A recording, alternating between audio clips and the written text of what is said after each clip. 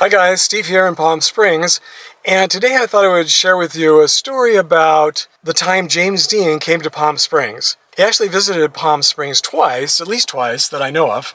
And what got me thinking about this was my last video. I visited all 4 of Liberace's Palm Springs homes here in the desert.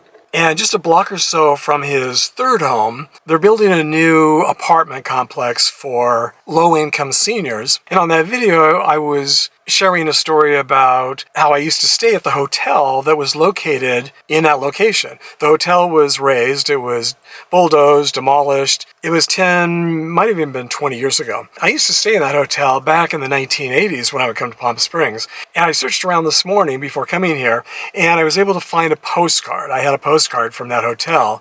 And in my Liberace video, I mentioned that when James Dean came to Palm Springs, that I'm pretty sure he stayed in that hotel.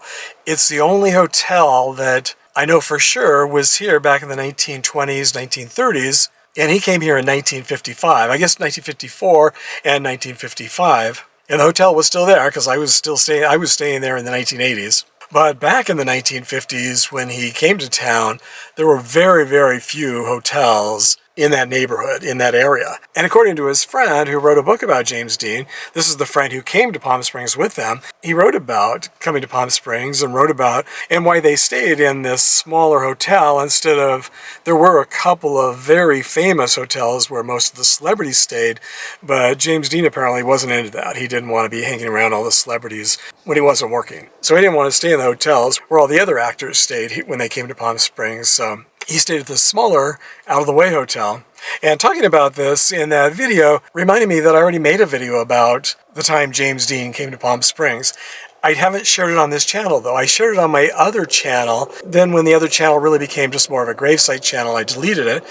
I searched my computer and I was able to find that film footage from 4 years ago. It was filmed in 2020. This is June of 2024, so that was 4 years ago that I filmed that. And I think you might find it really interesting why he came to the desert, why he was here in Palm Springs.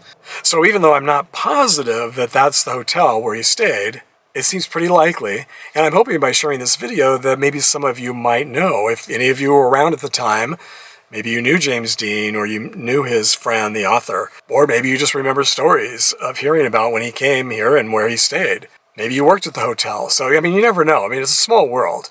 And when I share these videos, I'm always surprised by so many of the things I learn from viewers and subscribers who watch these videos. So if any of you happen to know for sure where he stayed when he came to Palm Springs, share with us in the comments.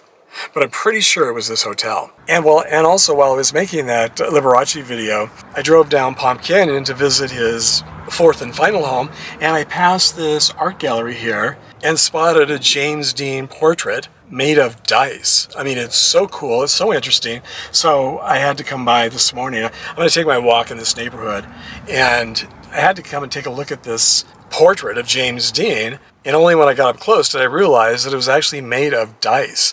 It's so clever and so creative and really, really well done. So I thought I would share that with you as well.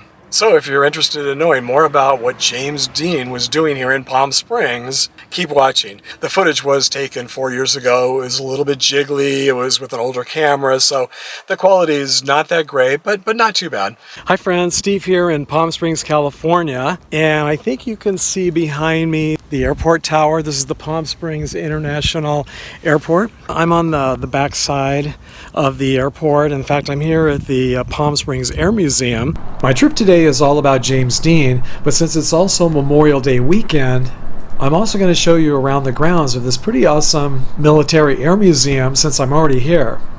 And then at the end of this video, I'm also going to give you an update on my mom because some of you have asked about her. So if you watch till the end, I'll tell you a little bit about how she's doing these days. Now, the reason I'm here at the airport is to show you the runway. And you know, I've been here quite a while this morning and I haven't seen a single plane land or take off. This is Memorial Day weekend. Ordinarily, I think it would be pretty busy here at this time of year, although our season is just coming to an end and there wouldn't be as many flights as in the winter, but Memorial Day weekend is still pretty popular here in Palm Springs.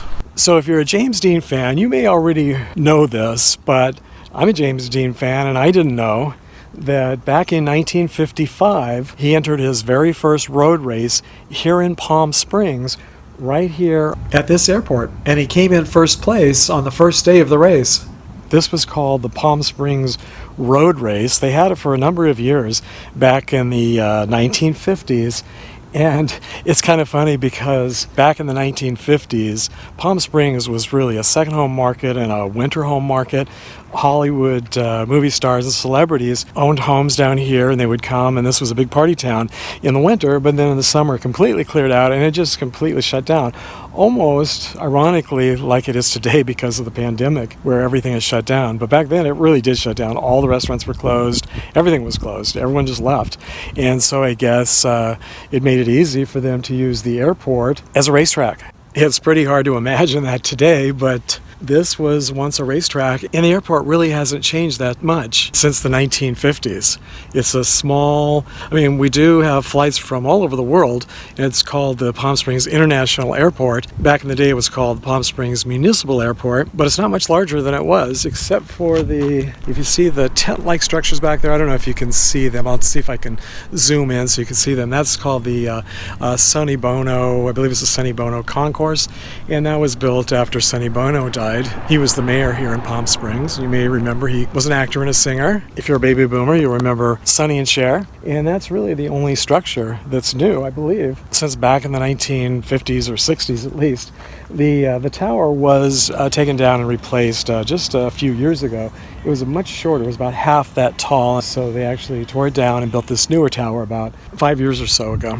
And if you think maybe that this isn't a true story, I've got some pictures that I'm going to show you from Google. I just Googled pictures of James Dean in Palm Springs. I was really curious, since most every movie star and celebrity, especially back in the day, back in the 30s, 40s, 50s, 60s, and 70s, either came to Palm Springs or lived here in Palm Springs, I got to thinking, well, maybe James Dean had been here too. I hadn't remembered any stories about it, but I Googled James Dean in Palm Springs, and sure enough, Palm Springs Life magazine had an article about his trip here to Palm Springs to the road race back in 1955. So he only participated in 3 races before his tragic accident in Salinas, California. He won the race here in March of 1955, and then the race in Salinas that he never made it to was in September of 1955. In between, I believe he raced in Long Beach and also in Santa Barbara. The race here, he came in first on the first day, and this was the first time he had raced, and he had only had his Porsche for, I think, 2 weeks. And so he was as surprised as everyone else was. And then on the second day, he came in second. If his close friend Lou Brackett, who came to Palm Springs for the race with James Dean, hadn't shared this story, this bit of James Dean history might have been lost forever. Brackett told Palm Springs Life magazine that this was their second trip to Palm Springs together. They had also visited the year before to check out the race. At the time, most Hollywood celebrities either stayed at the Howard Manor Hotel, the El Mirador Hotel, or Charlie Farrell's tennis club. But according to Brackett, Dean preferred to stay in a small motel in the north end of town, away from all of the other Hollywood celebrities. I can only think of one hotel that was located in that part of town back in the 1950s. I stayed there once in the 1980s, but it's since been torn down. I know I have a picture of it somewhere, and I'll see if I can find it and share it with you in a future vlog. And if anyone knows for sure where he stayed, please share with us in the comments section below. This is the fountain located in front of the Palm Springs Airport. This wasn't added until 1968, but I thought you still might like to see it. So I thought since today's vlog is about James Dean, I would wear my checkered flag shorts. This is probably the only opportunity I'll ever be able to wear these shorts to tie in with one of my vlogs. For as long as I can remember, on Memorial Day, they do a military flyover here at the museum, and also a flower drop where they drop red, white, and blue carnations to remember the military men and women who died during service to their country. Because of our current health crisis, I believe that this year's flower drop ceremony has been canceled, but you can double check online just to make sure. And even though the museum is closed, since this is Memorial Day weekend, I wanted to still come by. I wasn't sure. I didn't know if it was closed or not. So I wanted to come by and show you the outside of the museum. They have quite a few planes, military planes on display. They have some memorials that I'll show you. And it's a nice way to remember those on Memorial Day without even going inside the museum. There's this distinguished flying cross walk of honor where loved ones or friends have left memorial markers with this life-size statue of a paratrooper. From the front, I really couldn't tell what he was doing, but then when I walked around the back, I could see that he had a parachute on. It seems to be a little bit low, but I think it's a parachute. There are also many memorial banners like these prominently displayed all around the grounds. They're very moving, and they remind you what Memorial Day is really all about. From past comments, I know that many of you watching have served in the military, but have any of you lost loved ones who died while they were serving? If so, please share their memories with us down below in the comments section. In addition to the many memorials here, there are also quite a few vintage military planes and jets that you can see up close and personal. And in fact, the museum's Wikipedia page says they have the world's largest collection of World War II combat aircraft. There are 29 vintage planes on display in all, and many of them have been used in movies set during the Second World War. Palm Springs has played a big role in the movie business since the 1920s, so even though I didn't know this, it definitely doesn't surprise me. My grandfather, my mom's dad, was a career military officer who served in both World War I and World War II, lived the last 2 decades of his life here in Palm Springs, sadly did not live long enough to visit this museum, which opened on November 11th, 1996. I remember my grandparents had a home here back in the 1950s, early 60s. Well, actually probably right around the time James Dean was here racing his Porsche. And I do remember how it was just completely dead here in the summer, and I loved it. That was my favorite time here, even though it gets to be 120 degrees.